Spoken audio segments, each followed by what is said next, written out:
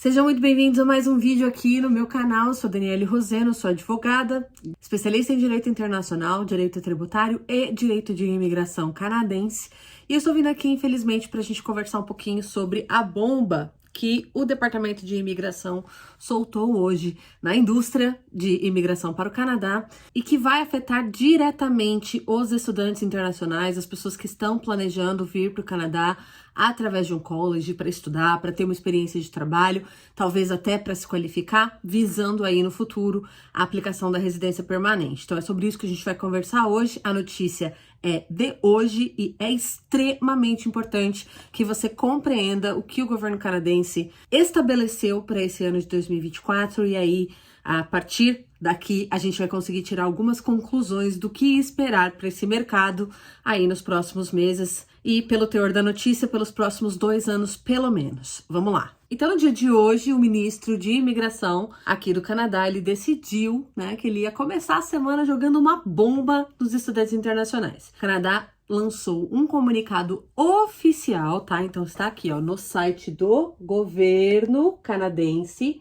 Eu vou deixar o link depois na descrição do vídeo para você consultar, que traz aí as diretrizes, de como vai funcionar a emissão de vistos de estudantes nos anos de 2024 e 2025 aqui para o Canadá. Então, se você não tem muito conhecimento sobre como funcionava até aqui, eu vou te dar uma breve explicação e aí você vai conseguir entender o cenário de onde nós estamos saindo para onde nós estamos indo. Então, até hoje, para você vir estudar no Canadá, você precisava basicamente da aceitação de uma instituição de ensino designada, ou seja, uma instituição de ensino credenciada com o governo para receber estudantes internacionais. Essas instituições, elas têm um código de registro no site do governo canadense, que começa com a letra O, e aí você tem ali o número de registro. Ela é considerada uma DLI, uma Designated Learning Institution, portanto, a faculdade, que tem esse registro poderia receber aí estudantes internacionais do mundo inteiro com visto de estudos, que estariam aptos a trabalhar,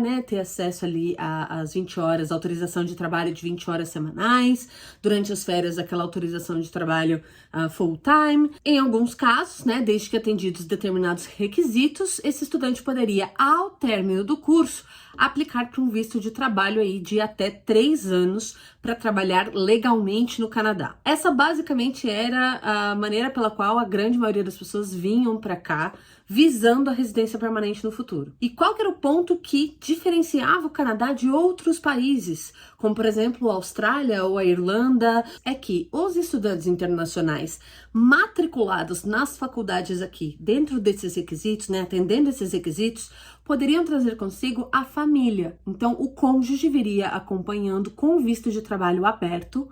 Isso significa que o cônjuge pode trabalhar quantas horas ele conseguir. Então, foi assim que o Canadá viabilizou a imigração de centenas de milhares de famílias, ao longo dos últimos 10 anos, pelo menos, através do visto de estudante, com o visto de trabalho para o acompanhante. A gente sabe que o custo de vida no mundo inteiro hoje, ele tá muito alto. Aqui no Canadá não é diferente, Aqui no Canadá hoje é praticamente impossível você conseguir pagar as contas com o salário de uma única pessoa na família. Então, é imprescindível que os dois trabalhem. É por isso que o mercado está nessa loucura, porque nós acordamos hoje com essa bomba.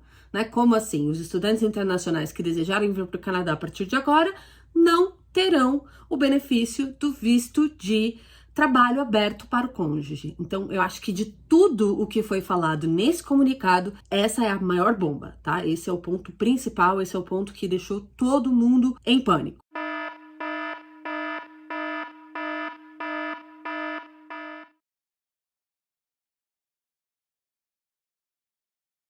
Ponto número 2. O comunicado estabelece também as novas regras de PGWP. Se você não sabe o que é PGWP, o PGWP ele é o visto de trabalho que o estudante internacional aplica quando ele conclui a graduação aqui. Então, os estudantes vinham, faziam lá seus 2 anos de curso, de college, um diploma, às vezes um mestrado, um MBA, enfim, faria ali o curso e ao término do programa, esse estudante internacional, ele aplicava para o PGWP, que era um visto de trabalho de até 3 anos. Qual que é a novidade? 1, o cônjuge continua sem poder trabalhar. 2, agora quem se formou em instituição privada com parceria com instituições públicas, e essa foi uma jogada que o mercado encontrou de driblar a regra, porque a regra sempre foi PGWP apenas para estudantes de instituições públicas. O que o mercado fez? Se associou. Colégios privados associados com colégios públicos, isso muito comum na província de Ontário, tá? Então, os colégios se associando de modo que permitia que o estudante, né, era um jeitinho que era dado nessa regra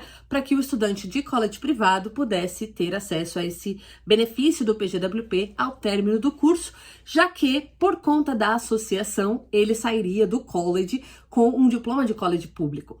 Então, era um ponto aí, né? Era uma gray area dentro do sistema que esse comunicado veio para acabar com isso. A partir de agora não tem mais, não adianta se associar, vai ser 100% para estudantes de colleges públicos. Por outro lado, essas alterações nas regras do PGWP não foram de todas ruins, né? Teve aí um pequeno grupo favorecido com essas novas diretrizes, que é o grupo de pessoas que vêm para o Canadá fazer mestrado. Por quê? Antigamente, o que acontecia? Para você ter acesso ao PGWP de 3 anos, você obrigatoriamente precisava fazer um curso com duração de 2 anos ou mais. Então, se você viesse fazer um curso de mestrado de 1 ano, você ia ter um PGWP de 1 ano. Se você fizesse um mestrado de 18 meses, que é muito comum, você ia ter um PGWP de 18 meses. A partir da nova regra, mesmo que o seu curso de mestrado ou outro nível de graduação seja mais curto do que 2 anos, você será elegível ao PGWP de 3 anos. Então, essa é uma regra positiva aí dentro de tudo que foi falado. O governo, ele ainda fala, né, que essas mudanças, elas são para proteção dos estudantes internacionais, porque a gente teve aí problemas, né, principalmente nas províncias do Atlântico. Se você me acompanha há mais tempo, eu sei que aqui nesse canal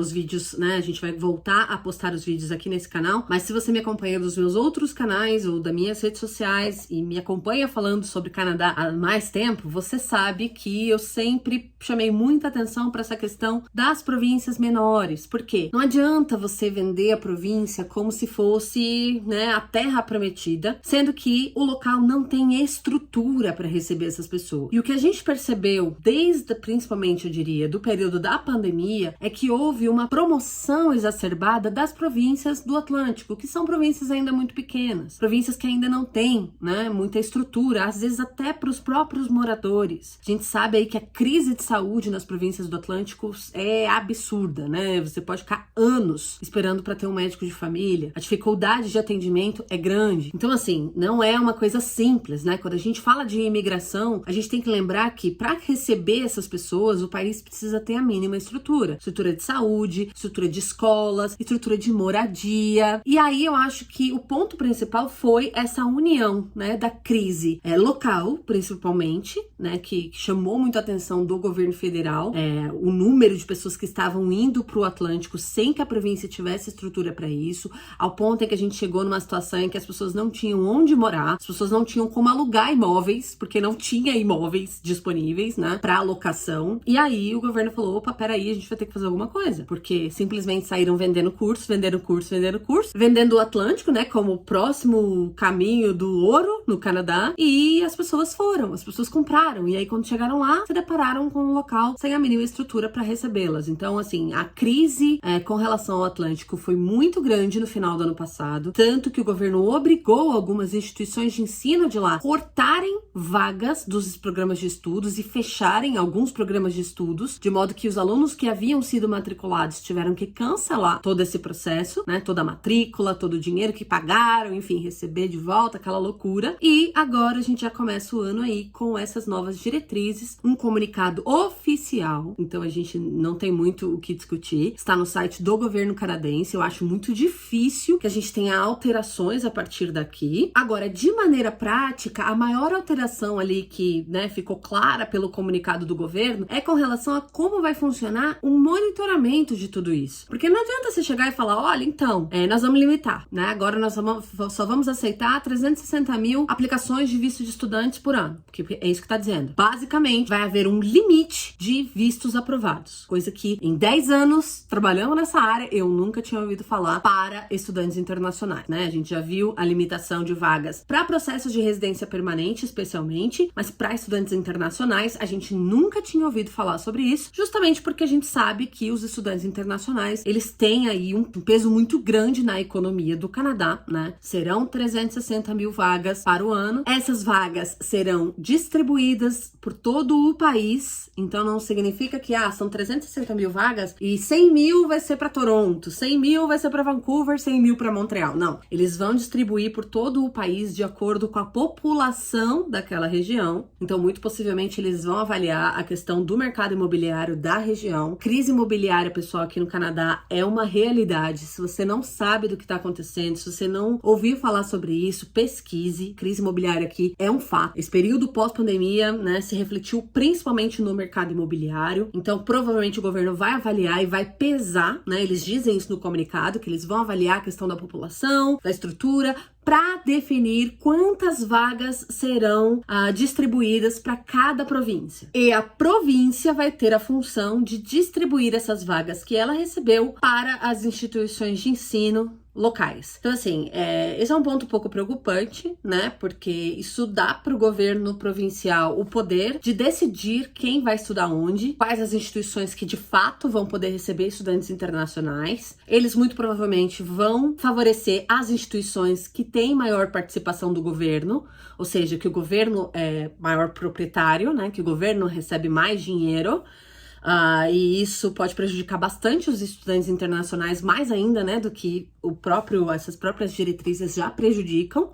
Porém, é assim que vai ser, tá? Então, eles vão distribuir as vagas para as províncias e as províncias vão distribuir essas vagas de acordo com as instituições de ensino daquela região. Na prática, Dani, o que muda na prática para o estudante internacional? Eles falam aqui no comunicado que vai haver uma carta de confirmação, um atestado, um certificado atestando que aquele estudante que está aplicando para aquele visto de estudante, ele recebeu essa vaga, né? A vaga que ele está ocupando passou por todo esse processo. Então, assim, não é mais livre. Você vai lá, pega o seu IELTS, pega a sua prova de inglês, pega o seu certificado de Pathway, vai lá e aplica para o college que você quer. Você pode até aplicar, na verdade, né? Mas você não tem nenhuma garantia de que vai haver vaga para você naquela instituição. Antes a gente já não tinha como garantir vaga, né? Mas não existia limitação. Agora existe. Então eu entendo que a possibilidade de não ter vaga é muito grande, tá? E deles, justamente porque eu acredito que eles vão fazer esse rateio das vagas. Então, o que acontece? Você não vai simplesmente aplicar lá pra faculdade, vai ser aceito e tá tudo bem. A faculdade, se for te aceitar, vai ter que ter uma carta de confirmação da província, dizendo, fulano, província, olha só, o fulano de tal foi aceito aqui, a gente quer dar essa vaga que você deu pra nós, pra ele, tá? Então, a província tem que emitir essa carta. E você vai precisar dessa carta pra aplicar o seu visto de estudante. E ponto principal aqui, no comunicado diz que a exigência dessa carta será a partir de hoje, né? A partir de hoje já vai ter que ter isso. Porém, eles vão dar um prazo para as províncias implementarem esse sistema de emissão de cartas e processos internos até final de março. Então, o que eu, como advogada, né, e especialista nessa área, com uma vasta experiência nessa área, o que eu recomendo a você de coração aberto? Se você ainda não aplicou o seu visto de estudante e você planejava aplicar agora, no começo do ano, espere, não aplique. Espere para ver como vai ficar, espere para ver como a província vai reagir, o que a província vai dizer, quais serão as diretrizes das províncias, porque se for necessário ter esse documento de fato para essas aplicações, né, dentro desse período de transição, janeiro até final de março, e você aplicar sem esse documento, você pode ter uma negativa do seu visto, você vai ter gasto uma fortuna com taxas do governo,